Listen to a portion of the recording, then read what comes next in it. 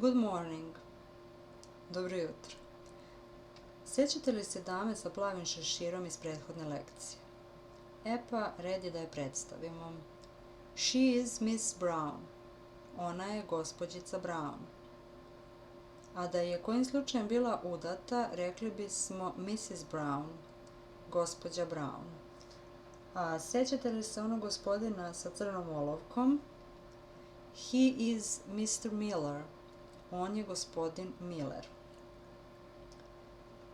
Sada ćemo saznati još ponešto o gospođici Brown i gospodinu Miller.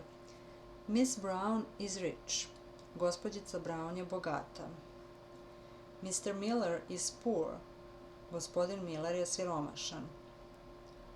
He has a short pencil. On ima kratku olovku.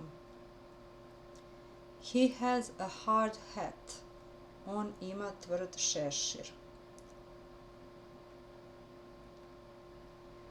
Miss Brown is a lady.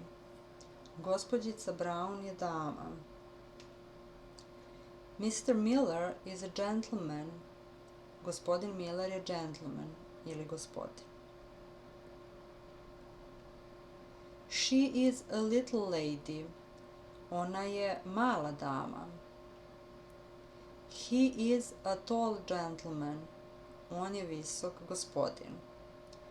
Bilo bi dobro kada biste nove reči zapisivali u jednu sveščicu i svaki dan ih pročitali, jer tako ćete ih lakše zapamtiti. Da vidimo koje smo mi to nove reči danas naučili. Miss, gospođica. Mrs, gospođa. Mr, gospodin. Rich, bogat. Short, kratak. Tall, visok. Hard, tvrd. Lady, dama. Poor, siromašan. Gentleman, gospodin. Sada, kao i na kraju prošle lekcije, dobit ćete neke rečenice koje možete prevesti na engleski jezik, a rešenje ćete naravno dobiti na kraju sledeće lekcije.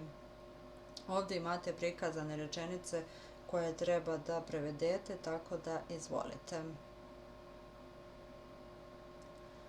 A rešenje prošlog prevoda sa kraja prošlog časa se nalazi upravo ispred vas. Pogledajte da li ste ispravno preveli, ispravite ako ste negde pogrešili, a ako vam je sve u redu, onda ćemo reći very good ili vrlo dobro.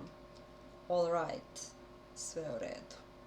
Do sledećeg viđenja. Ćao.